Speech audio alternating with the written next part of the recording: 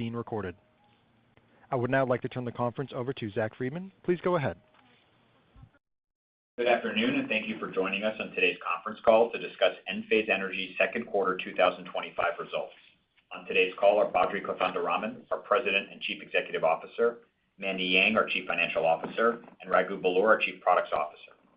After the market closed today, Enphase issued a press release announcing the results for its second quarter ended June 30, 2025.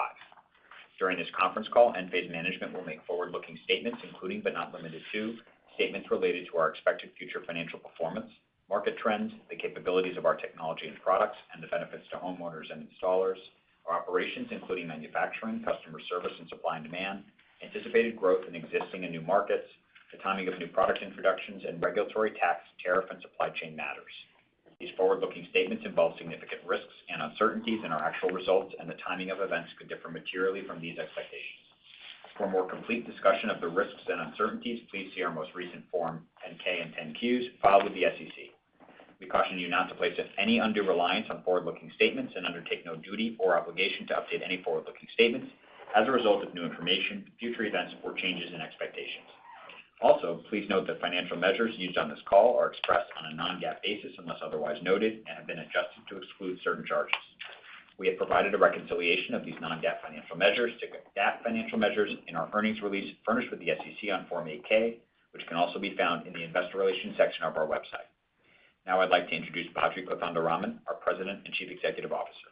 Badri?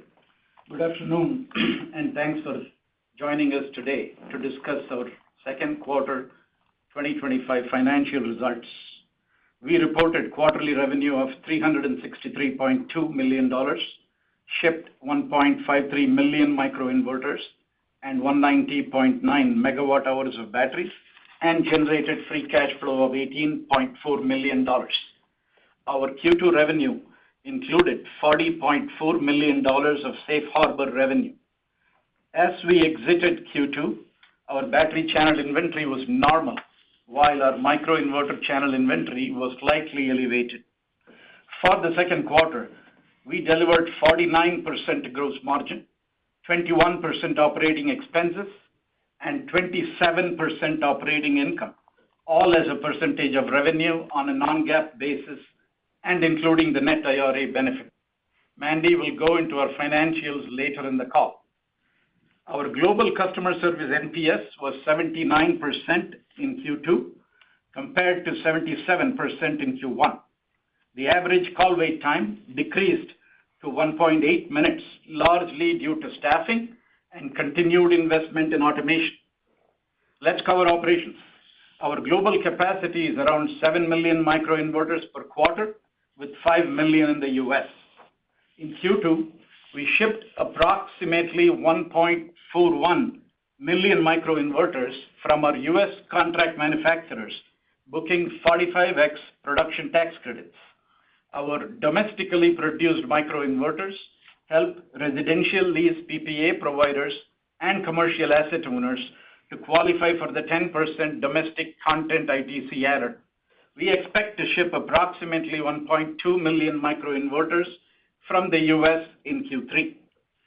We grew our domestic battery production in Q2, shipping 46.9 megawatt hours compared to 44.1 megawatt hours in Q1. We are building the IQ Battery 5P in the US using domestically manufactured microinverters, thermal and battery management systems, as well as packaging, while sourcing cell packs from China. These batteries with greater than 45% domestic content, once again, can help our lease and PPA customers qualify for ITC bonuses. We remain on track to have non-China cells by the end of this year, scaling into battery builds during the first half of 2026. Our US-made batteries with non-China cells can help customers qualify for domestic content ITC bonuses and meet Foreign Entity of Concern or FEOC compliance as the criteria become increasingly stringent every year. Let's cover tariffs. In Q2, we absorbed a 2% gross margin impact due to tariffs. The originally proposed 145% tariff on Chinese products was ultimately reduced to 30% in May. As a result, our expected 6 to 8% margin headwind in Q3 has improved to an estimated 3 to 5%, even after accounting for new tariff increases on several non-China countries, which are going to be effective August 1st. This progress is a direct result of our team's relentless execution in diversifying our supply chain.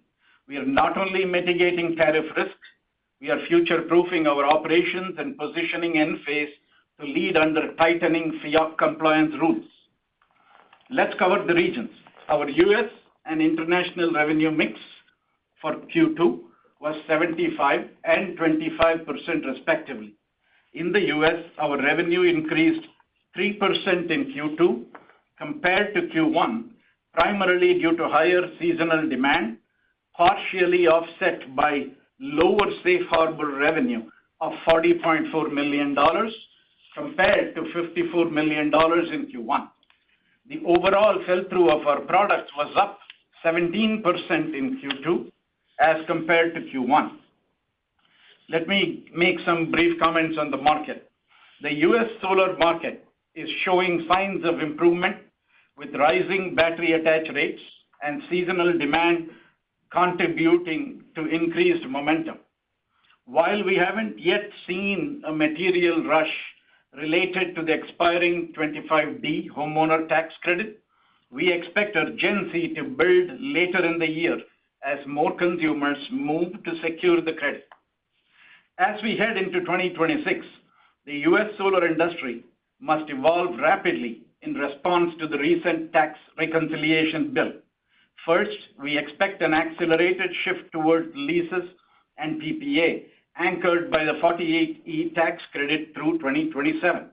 Second, batteries will become central to every solar sale, propelled by declining installation costs, long-term tax credit support through 2033, and growing homeowner demand for energy resilience and participation in VPPs. Third, the industry must drive down customer acquisition and selling costs to remain competitive in a maturing market. We believe these structural shifts, coupled with the escalating utility rates and increasing grid instability, create a tailwind for sustained demand in the residential solar plus storage. Enphase is executing a multi-pronged strategy to lead the industry through these transitions. We are partnering closely with third-party owners or TPOs to design innovative financing structures that maximize tax credit capture under the new rules. Our goal is to expand lease financing availability across a much wider installer base, including smaller and mid-sized players. By removing friction in financing and by broadening access, we aim to accelerate residential solar adoption and ensure that more homeowners can participate in the clean energy transition. Our battery technology roadmap has been advancing rapidly with a laser focus on driving down installation costs and unlocking scale. In June, we began shipping our fourth-generation battery systems in the U.S., cutting backup costs by several $1,000s. Our fifth-generation battery is already under development and is expected to deliver a 50% increase in energy density and a major cost reduction, pushing the boundaries of performance and affordability. When paired with our next-generation IQ9 microinverters, which are launching later this year, we expect to deliver one of the most compelling and integrated solar plus battery solutions in the industry, designed to meet the needs of both homeowners and installers at scale. Finally, we are doubling down on our installer services platform to aggressively reduce soft costs across the industry. With SolarGraph, our all-in-one design and proposal platform, Solar Lead Factory, our performance-driven lead generation engine, and Enphase Care, our 24/7 expert-backed homeowner support program, we offer a unique integrated toolkit to streamline operations, cut acquisition costs, and boost installer productivity. We believe these assets position Enphase not just as a technology provider, but as a full-stack partner to help the industry scale more efficiently. We are executing with urgency and look forward to sharing the progress in quarters ahead. In Europe, our revenue increased 11% in Q2 compared to Q1, while our overall sell-through increased by 5%. The overall business environment across the region is still challenging, but we are maintaining our discipline on controlling the channel as well as expanding our served available market by introducing new products. I'll now provide some additional color on our key markets in Europe: the Netherlands, France, Germany, and UK. In the Netherlands, demand remained soft in Q2 as the market transitions from solar-only systems to integrated solar plus battery solutions. This shift is accelerating due to rising export penalties and the planned sunset of net metering at the end of 2026. We are uniquely positioned to lead in this evolving landscape with an install base of approximately 500,000 residential solar systems. As net metering phases out in the Netherlands, we believe homeowners will increasingly turn to batteries, not only to maximize self-consumption and backup power, but also to participate in VPP programs that offer new value streams in retail energy markets. This transition can unlock a compelling $2 billion market and represents a strategic opportunity for us to deepen our utility partnerships, scale battery deployments, and drive growth across the region. In France, the market remained subdued in Q2, as expected, with the industry anticipating a significant reduction in VAT on solar systems, which is set to take effect in October. This policy change is expected to reignite demand. Despite the current slowdown, France remains very critical for us, driven by our strong brand, technology leadership, and the country's relatively low solar penetration. We are seeing a very meaningful uptick in battery demand, spurred by low feed-in tariffs that make self-consumption far more valuable. Our IQ Battery 5P with full backup capability has been well received by both homeowners and installers. In May, we introduced intelligent hot water heater steering to further boost self-consumption and savings. This feature is expected to become a key driver in the French market, where heating water represents a substantial portion of household energy use. With these building blocks in place, we believe we are well positioned to capitalize on the next wave of growth in solar plus battery adoption in France. In Germany, we are ramping sales of our IQ Battery 5P with FlexPhase and IQ EV Charger 2, both of which are gaining strong momentum with homeowners seeking all-in-one solutions. We also launched our IQ Balcony solar systems in Q2, unlocking a fast-growing market segment for renters and apartment dwellers. These innovations, combined with our deep partnership with some of the top installers, are helping us return to growth and expand our presence in a strategically important market. The UK market continues to perform well for us as we strengthen our relationships with retail energy providers in the region, and our robust API platform is proving invaluable in supporting them. We are shipping our IQ EV Charger 2 into the market and plan to also introduce backup capability for our batteries in Q3 of this year, further expanding our energy resilience offering in the region. In Australia, momentum is building with the July 1st rebate from the government fueling strong interest in batteries. We are gearing up to launch our IQ Battery 5P with FlexPhase in the country imminently, delivering powerful three-phase backup and flexible power in order to meet dynamic DSO requirements.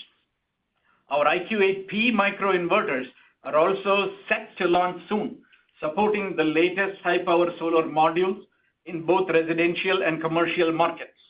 We have also introduced our next-generation IQ EV chargers, expanding our electrification offering. To simplify retrofit installations, we are enabling compatibility between IQ7 and IQ8 microinverters on the same branch circuit, improving installer productivity and accelerating adoption. Let's turn to our Q3 guidance. We expect revenue to be in the range of $330 to $370 million. We anticipate continued growth in the U.S. and seasonal softness in Europe. We are approximately 75% booked to the midpoint of our revenue guidance. For IQ batteries, we expect to ship between 190 and 210 megawatt hours during the quarter. We are actively engaged with several TPO partners who are awaiting further clarity on safe harbor rules following the recent executive order, and we remain well positioned to support them once they finalize their plans. Let's talk about new products, starting with IQ batteries. In June, we began shipping our fourth generation battery systems to the US. The new battery delivers 30% more energy density, occupies 62% lesser wall space, and reduces installation cost. Our IQ meter collar simplifies whole home backup by integrating MID functionality, while the new combiner unifies the connection of solar, batteries, EV charging, and load control into a single enclosure. Together, these innovations simplify backup installation, improve reliability, and deliver superior homeowner value. The meter collar is now approved by 29 U.S. utilities and growing. And as I noted earlier, we believe our aggressive battery roadmap beyond the fourth generation will continue to push boundaries on performance, integration, and cost. Our IQ batteries are built for more than just backup. They are designed to earn. With advanced APIs, our batteries can seamlessly integrate into VPPs in regulated markets like the US and participate in wholesale energy markets in deregulated regions such as Europe and Australia. Together, we are actively engaged in over 50 VPP programs worldwide with 210 megawatt hours of Enphase batteries enrolled, unlocking new revenue streams for homeowners and accelerating the transition to a more flexible, resilient grid. Let's talk about microinverters. Our IQ8 microinverter family is now deployed in 58 countries and growing. Building on this global momentum, we are preparing to launch IQ9, our most advanced microinverter yet. Powered by cutting-edge gallium nitride technology, IQ9 is built for the future, supporting higher DC input currents, higher AC voltages, and three-phase compatibility. With 427-watt peak output, IQ9 is optimized for pairing with the most powerful residential and commercial panels on the market. Internal pilots are already running at Enphase facilities, and we remain on track for full-scale production in Q4. We believe IQ9 marks a major leap in performance and platform flexibility, and importantly, unlocks a 2 gigawatt market opportunity by enabling us to serve 480 volt three-phase commercial systems in the US for the first time. Our commercial IQ8P 3P microinverters is building momentum with over 850 commercial sites deployed across the US, averaging 35 kilowatts per system and earning consistent positive feedback from the field. These 208 volt three-phase microinverters now ship with US domestic content, enabling the customers to benefit from the 10% ITC bonus adder, a significant edge for commercial asset owners. Both IQ8P 3P and IQ9 microinverters are expected to meet FIAC compliance, offering a powerful alternative in a market still dominated by Chinese equipment. The timing of IQ9 launch is strategic, delivering a high-quality, reliable, and policy-aligned solution as the industry pivots towards a domestically compliant infrastructure. Let me come to balcony solar. Our IQ balcony solar product is now shipping into Germany and Belgium, with additional launches planned across Europe, Japan, India, and Utah in the next few quarters. Built on Enphase's AC architecture, it enables homeowners to plug in anywhere between 1 and 4 panels directly into a standard wall outlet. No permits, no rewiring, and no complexity. A standout feature is sunlight backup, which allows critical appliances to stay powered during daytime outages even without a battery, an industry first that sets us apart. On the portable power front, the IQ PowerPack 1500 marks our entry into the direct-to-consumer energy frontier. We expect to significantly scale e-commerce sales as the category opens a new channel for customer engagement and brand growth. In parallel, we plan to expand the IQ PowerPack family into new regions, including Europe, India, and Japan, while broadening use cases to address a wide spectrum of mobile energy needs. Let's talk about EV charging. We are now shipping our next generation IQ EV Charger 2 into 18 countries across Europe, as well as Australia and New Zealand. This charger is designed to integrate seamlessly with Enphase solar and battery systems, while also performing as a high-quality standalone solution. We recently earned EV Ready certification in France, one of the country's most rigorous standards, demonstrating our commitment to safety and performance. Over the coming months, we plan to expand availability into more European countries as well as Brazil, India, and introducing it back in the US, supporting the global shift to electrification with a trusted, proven solution. Let me now share an update on our IQ bidirectional EV charger, which is expected to launch in middle of 2026. This 11 kilowatt solution is powered by 3 high-performance microinverters built on a full GaN architecture, delivering exceptional efficiency and compact design. Paired with the IQ meter collar in the US, it enables seamless vehicle-to-home and vehicle-to-grid functionality with automatic black start. Together, they offer one of the lowest cost and simplest ways to provide whole home backup even without solar or stationary batteries. Homeowners can just start with an EV, our bidirectional charger, and the meter collar, and then later can add solar or Enphase batteries depending on their preferences and energy goals. Built to ISO 15118-20 standard and currently undergoing testing with multiple global OEMs, we believe this platform has the potential to redefine energy resilience by turning the EV into a flexible, grid-aware energy asset for the home. Let's talk about SolarGraph, our all-in-one platform purpose-built for installers. We are rolling out major enhancements, including seamless integration with our top TPO partners, powerful custom tariff builder, advanced dealer management tools, and a dramatically simplified AI-driven design experience. Every upgrade is designed to make SolarGraph more intuitive, intelligent, and more indispensable. As it continues to evolve, SolarGraph is becoming a strategic growth engine for us, empowering installers to sell faster, design smarter, and scale with confidence. The signing of the tax reconciliation bill marks a turning point for the U.S. solar industry, but adapting to change is core to Enphase's DNA.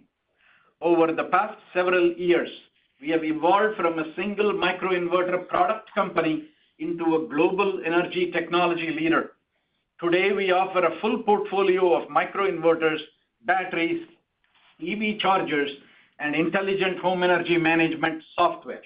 Our systems are deployed in more than 160 countries, with over 4.9 million Enphase-powered homes worldwide. We are entering new consumer markets with products like balcony solar and portable energy systems. And with our upcoming IQ9 microinverters, we expect to unlock the 480-volt commercial solar market in the US, which is a major expansion of our addressable market and a key step into larger-scale energy applications. We believe we are strongly positioned to lead through the next phase of industry transformation. Our product roadmap is accelerating, with next-generation microinverters and batteries focusing on lowering installation costs and simplifying installations. We are doubling down on our installer services platform to help drive soft costs and expand lease financing access across the industry. The long-term fundamentals for distributed energy remain powerful. Rising demand, higher utility rates, and growing homeowner interest in resilience and energy independence. As the market shifts, we will keep doing what we do best, innovating with purpose, moving fast, and staying relentlessly focused on our customers. With that, I will turn the call over to Mandy for her review of our financial results. Mandy? Thanks, Badri, and good afternoon, everyone. I will provide more details related to our second quarter of 2025 financial results, as well as our business outlook for the third quarter of 2025.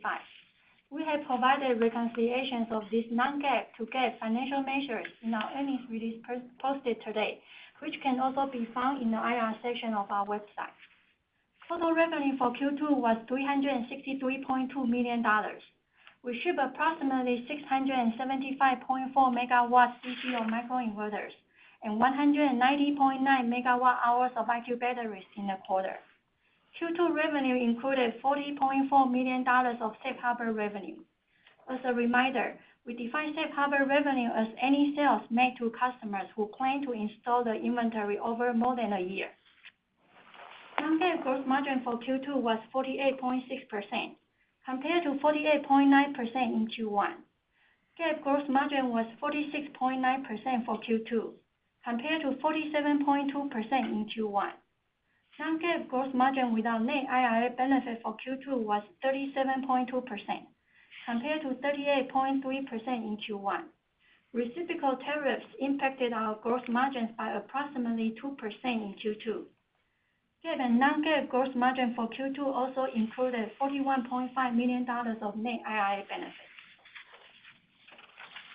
Non-GAAP operating expenses were $77.8 million for Q2, compared to $79.4 million for Q1. GAAP operating expenses were $133.5 million for Q2, compared to $136.3 million for Q1.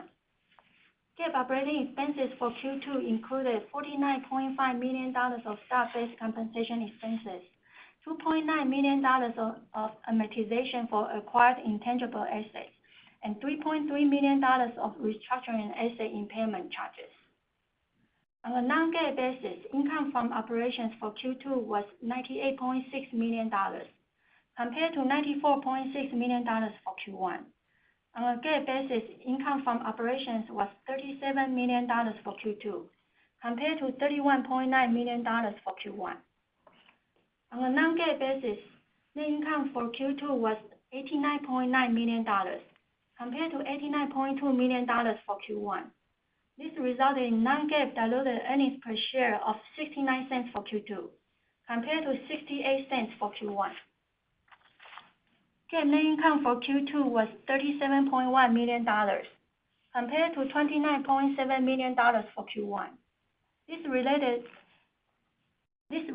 in GAAP diluted earnings per share of 28 cents for Q2, compared to 22 cents for Q1. We exited Q2 with a total cash equivalents, and marketable securities balance of $1.53 billion, flat when compared to Q1. As part of our $1 billion share repurchase program authorized by our board of directors in July 2023, we repurchased 702,948 shares of our common stock in Q2 at an average price of $42.67 per share for a total of approximately $30 million. We have a remaining $268.7 million authorized for further share repurchases. In addition, we spent approximately $3 million by withholding shares to cover taxes for employee stock vesting in Q2. That reduced the diluted shares by 58,332 shares. We expect to continue this anti-dilution plan. In Q2, we generated $26.6 million in cash flow from operations and $18.4 million in free cash flow. Capital expenditure was $8.2 million for Q2, compared to $14.6 million for Q1. Now let's discuss our outlook for the third quarter of 2025. We expect our revenue for Q3 to be within a range of $330 to $370 million, which includes shipments of 190 to 210 megawatt hours of IQ batteries. We expect GAAP gross margin to be within a range of 41 to 44%, including approximately 3 to 5 percentage points of reciprocal tariff impact.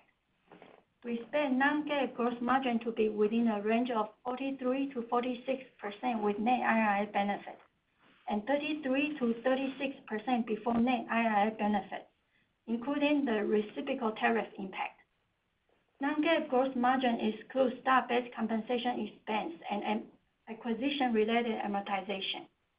We expect the net IRA benefit to be between $34 and $38 million on estimated shipments of 1.2 million units of US-made microinverters in Q3.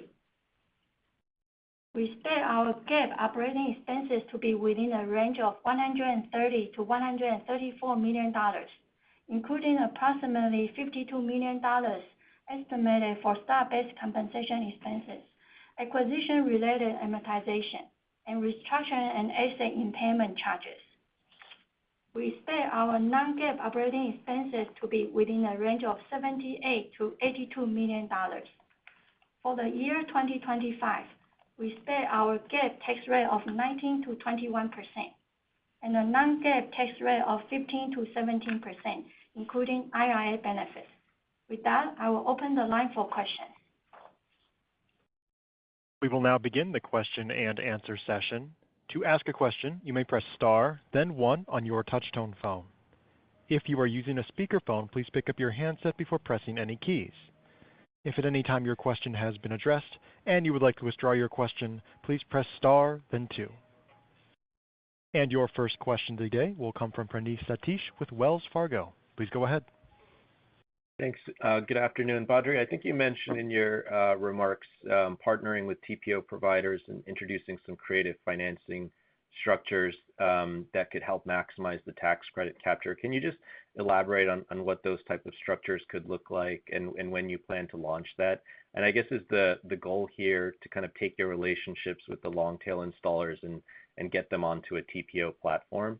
And then maybe just to follow up on that, what is, just to level set, what is your market share with TPO providers today after the recent bankruptcies in the space? And I guess how do you expect that to evolve in 2026?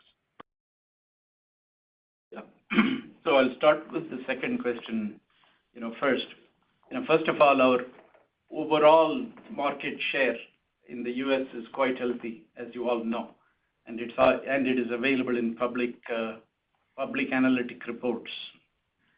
We have a healthy share for both cash loan customers as well as healthy share with the TPO customers. We have not broken it out, and we do have healthy share. We work with every one of these TPO customers.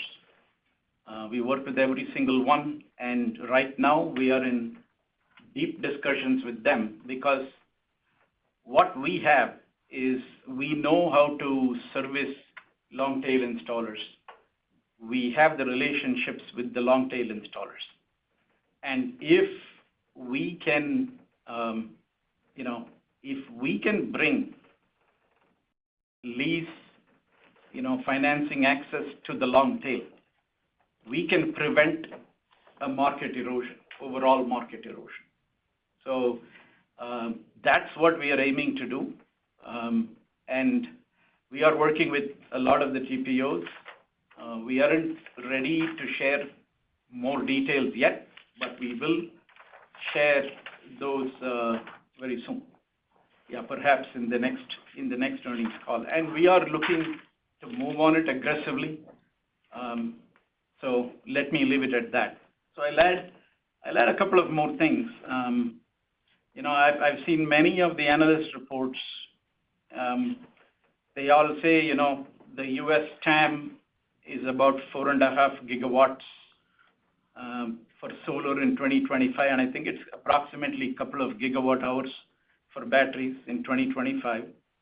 And, what is the view for it to be in 2026? There are various numbers. My personal view is that we expect a 20% drop in TAM in 2026 due to 25D. So there are three things which we believe we need to do in order to mitigate the market reduction. One is what we just talked about, bringing lease financing to the long tail, how to facilitate that most effectively with our strong TPO partnerships. The second one, working on driving down installation costs. And there we talked about batteries. We just released our 4th generation batteries. Batteries in general are ramping up in the US. They are getting more cost effective. I just told you that I'm working on my 5th generation battery scheduled to come out in exactly a year from now. And in that 5th generation battery, we are able to improve the energy density by more than 50%. And we therefore can make a major improvement in cost, and hence installation costs. And also IQ9 has got a lot of innovation on it with GaN in order to reduce the overall cost. So we are looking forward to basically introducing world-class products which have very efficient footprint and which will bring down the end installation costs. The third one is an interesting one, is lead generation. The customer acquisition cost is very high in the solar industry and of the order of anywhere between 70 cents a watt to $1 a watt. And Enphase needs to do a lot more in order to reduce that. And I think we are taking up that. Once again, we are launching aggressive initiatives where we will be able to generate leads and pass on to our installers. Also note that we have a fleet that is 5 million homes. Earlier in the past, installers may not have had time to focus on the upgrade market, but now it is going to be lucrative for them to focus on that market too. So three things are which we are going to do well under our control while working with our partners is bring lease financing to the long tail, make world-class products driving down installation costs. Third is help reduce lead generation costs across the industry. Got it. It's very helpful. Maybe kind of switching gears, you mentioned that the micro channel is slightly elevated. We know demand is going to decline in 2026 once the 25D credit expires. I guess how do you intend on managing field inventories with distributors for the balance of the year? Do you plan to undership micros in either Q3 or Q4 to help reduce inventories, or do you think inventories could just get right-sized more organically if we see maybe a pull forward of demand or some safe harbors in the second half? I think you answered the question yourself. Basically, this is exactly what we expect. We expect 25D increase in demand, which will come from the channel and make the channel at reasonable levels by the end of the year. Thank you. And your next question today will come from Philip Shen with Roth Capital. Please go ahead. Hey, thanks for taking my questions. In terms of the Q3 guide, sorry if I missed it, but did you share how much safe harbor you expect in the Q3 revenue? And then you talked about not yet seeing the pull forward of demand yet. How do you expect that to manifest? Would it be more of a Q4 element, or do you think there could be an upside surprise to Q3? And then in terms of the elevated channel, how did we get to elevated channel levels? Was there a pause earlier in the year, or did you overship into the channel? And what are the levels? Historically, when you got right size recently, you were at 8 to 10 weeks. Are we talking about 12 weeks now, or something higher? Thanks. Right. So first of all, the Q3 revenue guidance does not include any safe harbor. As I said, we are working with several TPO partners, and they are all looking at the recent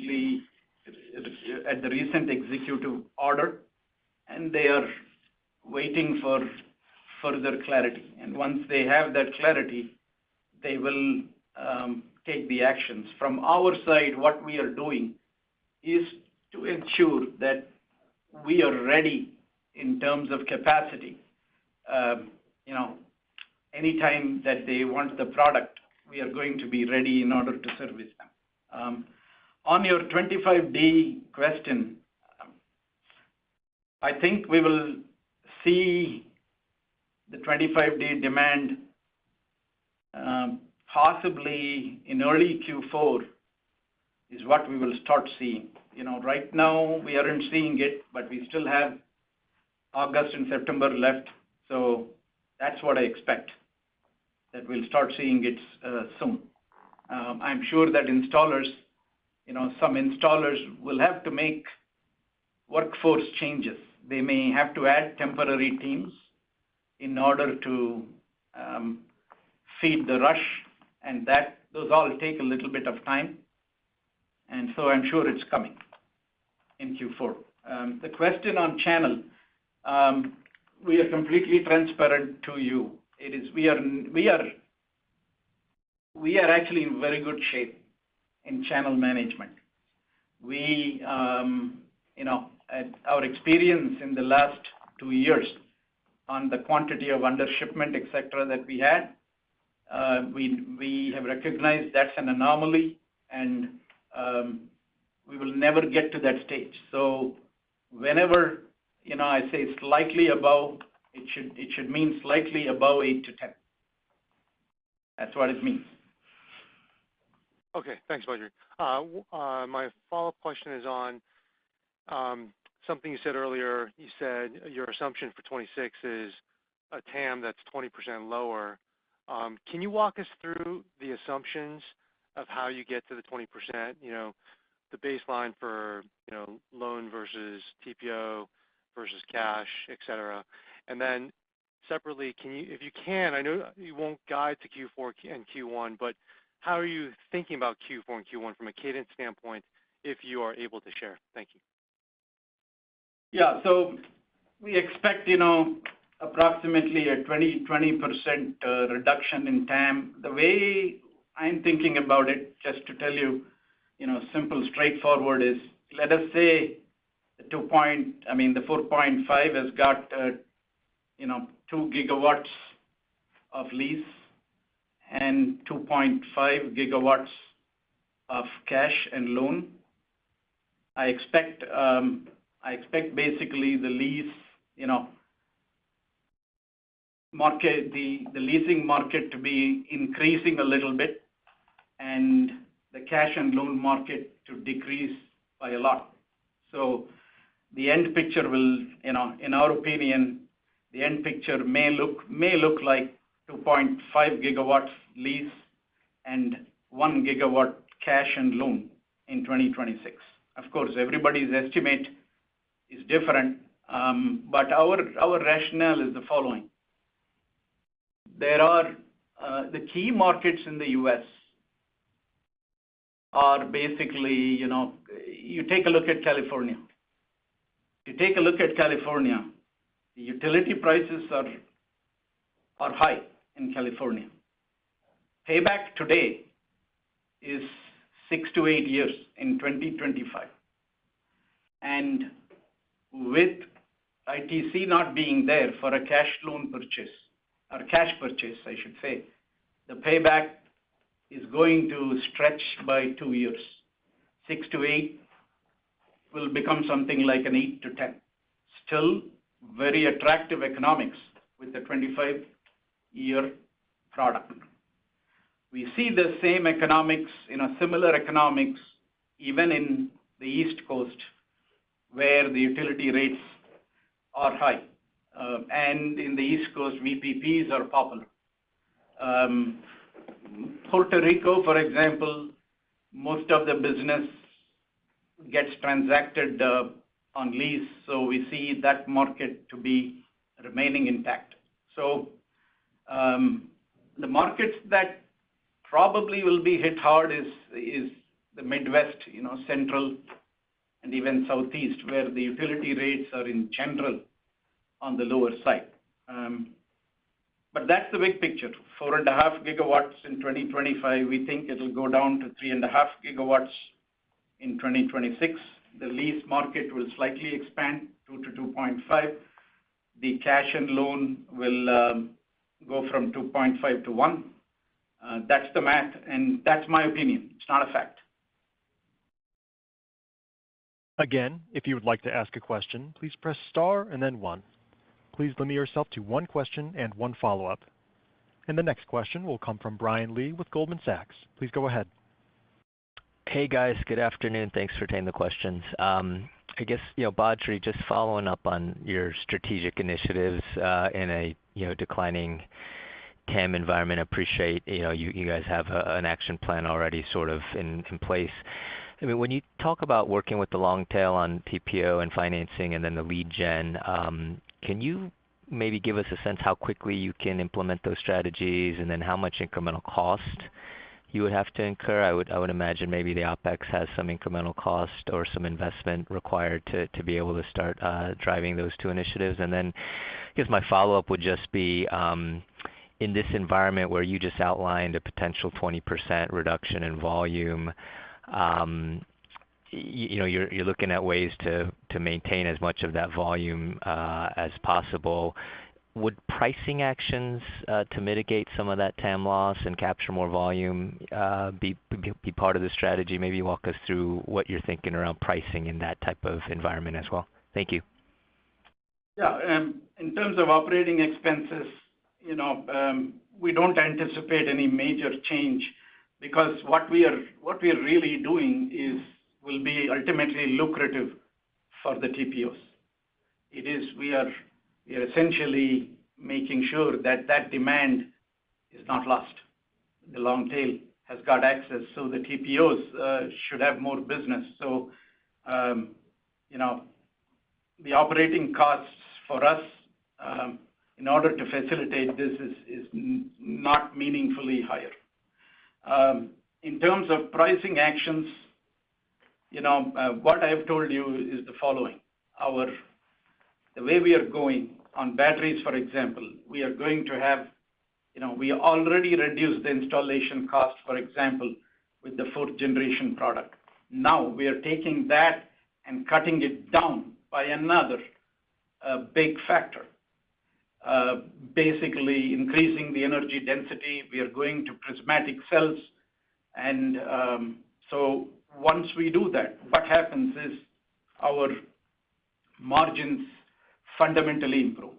Similarly on IQ9, when we go to the bidirectional GaN switch, what happens is once we start running GaN at an increased frequency, then what happens is we are able to optimize the rest of the bill of materials. Ultimately, we are able to produce 10% power, maybe even 20% power at a similar cost structure as before. So innovation is the answer. Innovation is the answer. So We are innovating on batteries. We are innovating on IQ9.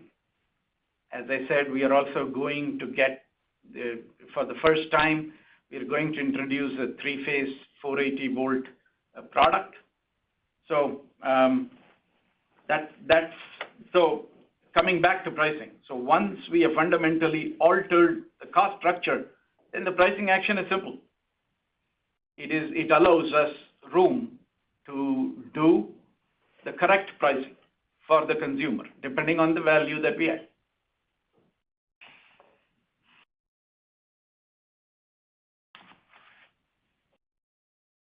And your next question today will come from Julian Dumoulin-Smith with Jefferies. Please go ahead. Hi, this is Dishant here for Julian. Thanks for taking my questions. Maybe the first one, could you discuss how the dynamics will work for the 4Q safe harboring? As we understand it, the system needs to be installed by year-end to get the credit, right? So will we see loan originations in 4Q given that uncertainty on timing of install? No, I think safe harbor, basically the rules are that the TPO partners, and I'm speaking for them, the TPO partners have approximately a year until June 30th in order to finalize their safe harbor inventory and strategy. So what I guess you're talking about is the 25D. 25, yes, correct. You're talking about 25D is where expenditure means it is both the customer has to pay, the consumer has to pay for it, as well as the system should be installed by the year end. Yes, so in that instance, do you think we will see, because I know that you haven't seen installs yet, and or you haven't seen that demand pull in yet in 3Q, so let's say expect to see that in 4Q, do you think that'll actually happen? Because there might be some uncertainty on loan originations, right? Will the loans, yeah. Yeah, our opinion is it will happen. Our installers are experts. They know what to do. And I think right now they need to make sure they expand their crews so that they start to cater to the demand rush. But they have a lot of experience. They can get solar installations done quickly. So I do expect it to happen. And your next question today will come from Colin Rusch with Oppenheimer. Please go ahead. Thanks, guys. Can you talk about your ability to upsell existing homeowners on either chargers or batteries, and kind of what those unit economics look like, as a combined sale, and your access to those customers through your partners, or can you go direct to those folks? Hey, Colin, this is Raghu. Yeah, Badri mentioned that is a very important segment of the market that we are looking at. Of course, the customer acquisition cost is significantly lower because it's already an existing customer. But I think from a product point of view, there is a fundamental advantage. We are AC coupled. What that means is that we don't have to touch the existing solar system. You can come in and add a battery. You can come in and add an EV charger. And if you need to, which is very likely going to be the case, you may need to expand your solar system as well, which is also very simple with an AC coupled solution. So intrinsically, it has significant advantages both for customer acquisition as well as from a product point of view. There's no rip and replace. You don't have to pull out any inverters, et cetera. You just leave them alone, and you can come in and add the solution. And just simply by adding the battery, if there's a VPP program that you want to participate in, the battery can get enrolled in that VPP program as well. So we see a lot of advantages to that, and that market for us is very large. I mean, we have an installed base worldwide of about 4.9 million homes, and the majority of them are here in the U.S. So it is a very important market segment that we are going after. And then my follow-up is on the non-EU, non-US markets. Obviously you've had some success in Latin America, Australia, and other places. Can you talk a little bit about what growth looks like outside of those two main markets, and how we should think about that as a contributor to the balance of this year and into next year? Yeah.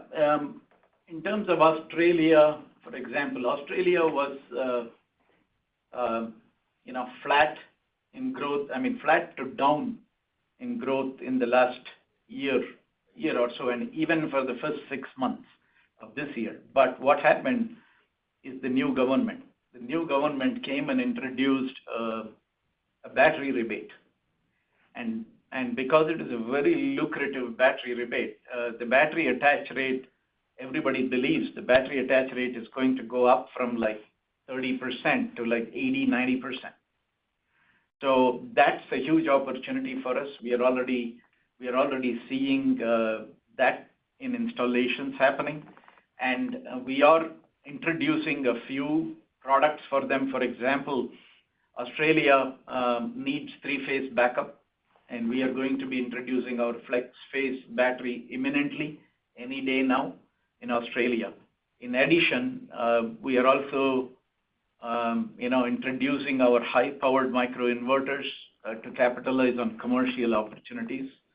And in fact, Australia is getting an entire facelift of products. So all of them will be available in Australia in the next couple of months. So we expect Australia to resume growth starting from Q3. India, I haven't talked about it too much, but in India, what we are doing is now we have an IQ8, full IQ8P system, which is very cost effective for the high panel wattages that are available. In addition, we have the battery. And India, you lose power, for example, 5 times a day in India. So resilience is top of mind for them. Having said that, these batteries, are, what we cater to is the premium clientele. For example, premium villas, and those will have both IQ microinverters plus IQ battery. It's a beautiful system. It's compatible to 3-phase and give you complete energy independence. So we are seeing India growth steady. It's not a hockey stick, but every quarter it's higher than the previous quarter. The next one I'll talk about is Japan. We introduced a product for Japan very recently in the middle of Q2, just a few months ago. In fact, last week there was a round table. I met with all the Japan installers. As you know, Japan takes a little bit of time to ramp up, but once it is there, it's a big opportunity for us. So Japan is something we are very excited about. We expect to incrementally go there.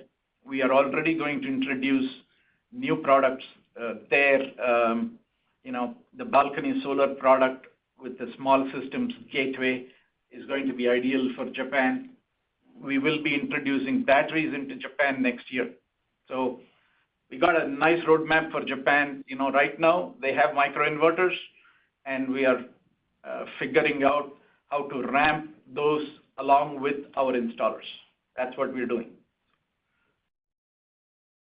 And your next question today will come from Maheep Mandloi with Mizuho. Please go ahead.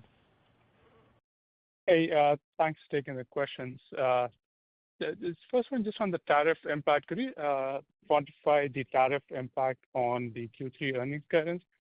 And kind of follow up on that, on the Section 232 polysilicon investigation, it looks like there could be tariffs on silicon carbide, which I think is like 5% of the cost structure. So any thoughts on what tariffs could be expected on silicon carbide, and is IQ9 the way to kind of offset that, or something else you have on that as well? Thanks. Just to answer that question first, we don't use silicon carbide, so that does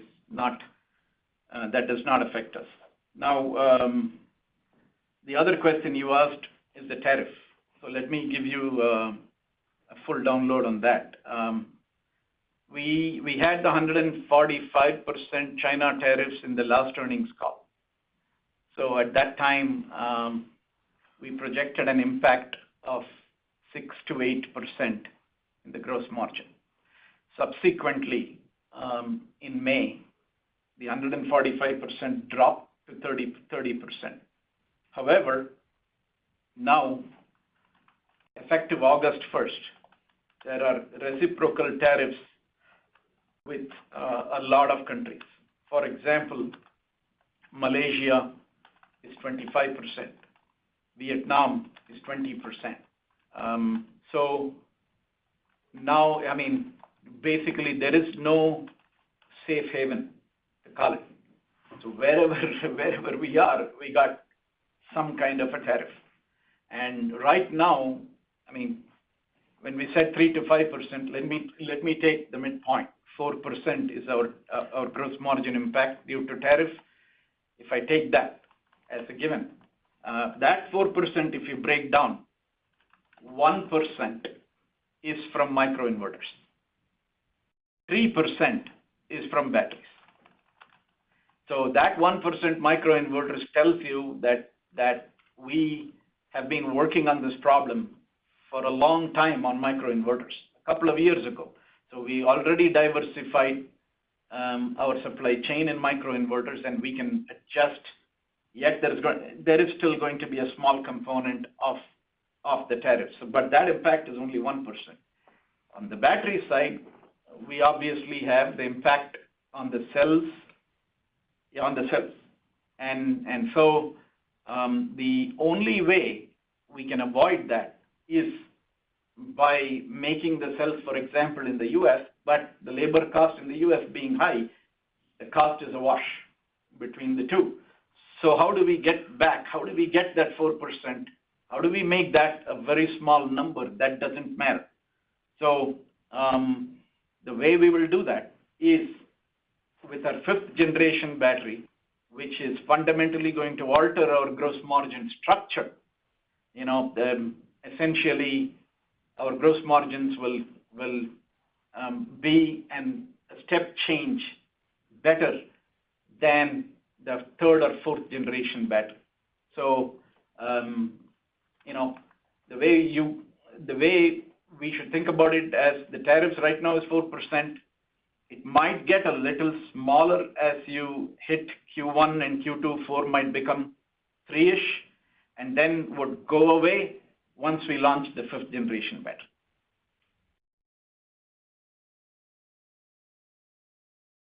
And your next question today will come from Eric Stine with Craig-Hallum. Please go ahead.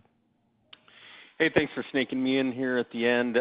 Just curious, you mentioned that some of the TPOs waiting on guidance and set to figure out their safe harbor plans. I mean, any thoughts on when the Treasury might issue that guidance? I mean, I've seen a number of potential dates, and it seems that no one really knows. But I would love your opinion of when that might be.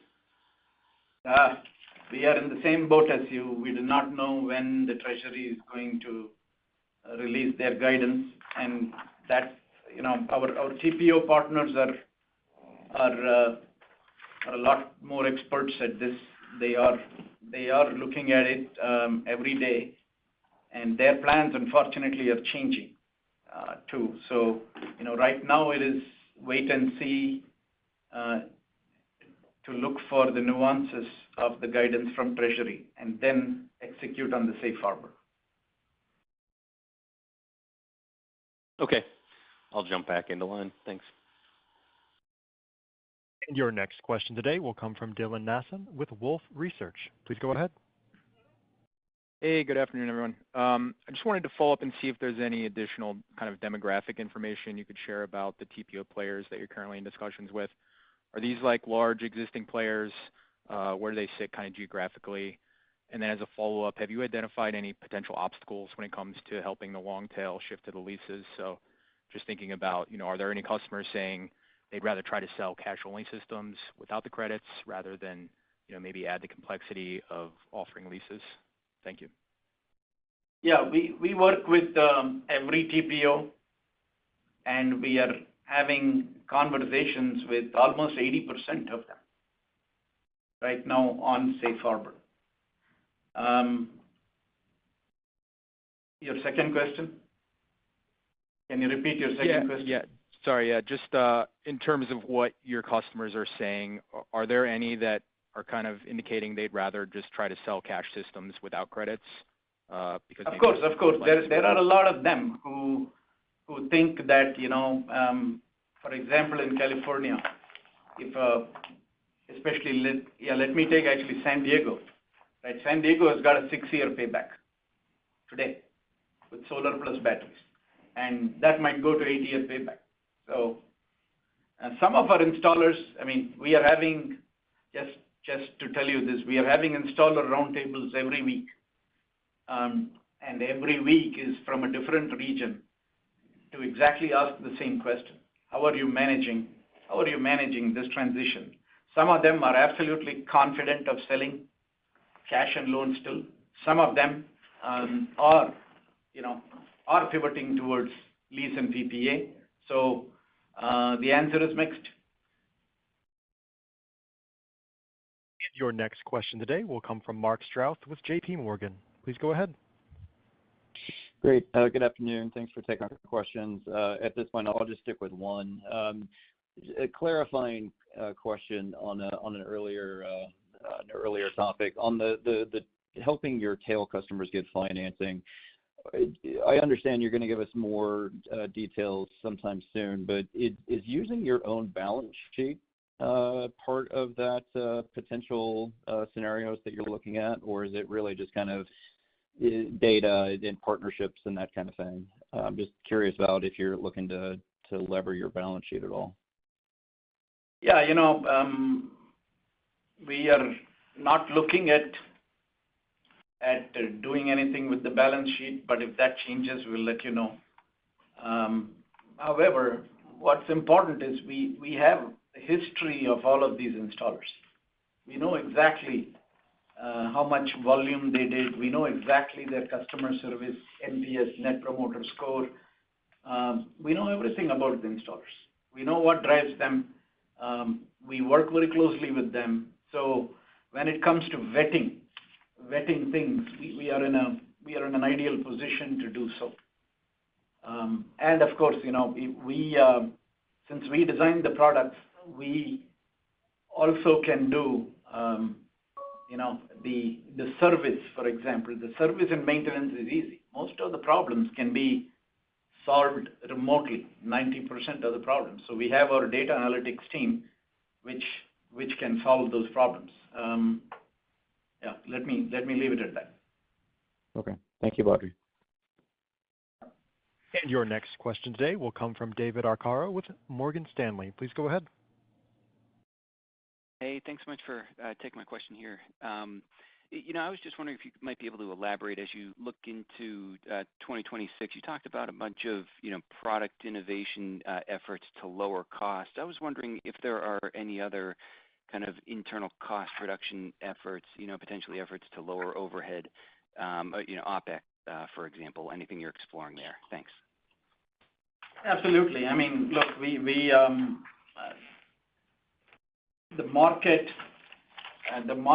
has had a demand problem over the last couple of years. And over the last couple of years, where our demand has dropped, we have continuously adjusted our expenses without compromising on R&D or customer service. And we will always be doing that. For us, it is a process, not an event. And we think about expenses don't think about expenses as only labor. We have to think about expenses as labor plus non-labor. For example, we ask the question where, do we need this software tool? Can we eliminate the software tool and do something else which is more intelligent? We ask those questions all the time. So in light of any reduced demand, which we are trying to mitigate, but let us say we are not able to mitigate the demand drop, we will continuously adjust our expenses.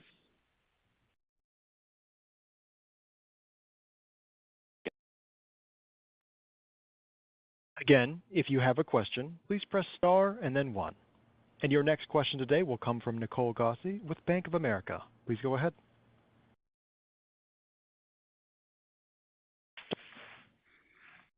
Nicole, your line may be muted.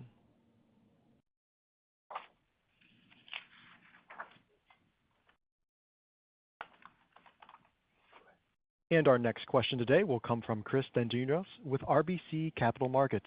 Please go ahead. Yeah, thank you for taking the question. I wanted to go back to some of the comments on the strategy, and there's been a big focus here on marketing to the long tail, and you've mentioned, getting lease financing to them, improving lead generation. But I guess, there's an argument that with the adoption of TPO, maybe there's additional consolidation in the industry. So maybe focusing on the other end, maybe the fat part of the tail here.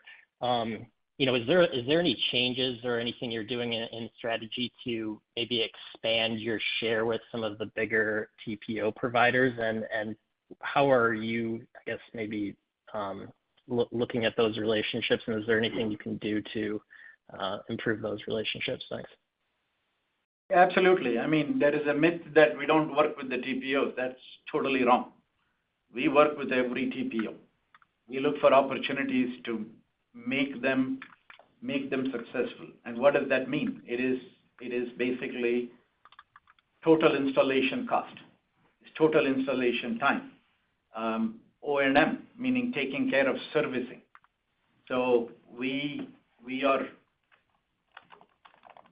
work with every one of those TPOs on these issues. For example, the fourth generation battery. And with the meter collar, our cost for backup and our cost for backup is similar, meaning only slightly higher than the cost for no backup or grid tied options. So what I'm trying to tell you is that the products that we do, we collaborate closely with the TPOs. We collaborate closely with them on service opportunities. And since we work with every one of them, we have deep partnerships there. And we'll be working on it even more aggressively in order to gain more market share. That's it for me. Thanks. Again, if you have a question, please press star and then 1. Please stand by as we poll for questions.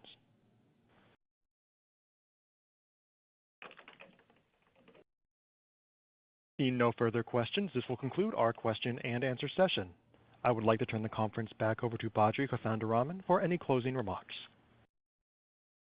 Thanks for joining us today and for your continued support of Enphase. We look forward to speaking with you again next quarter. Thank you. The conference has now concluded. Thank you for attending today's presentation. You may now disconnect.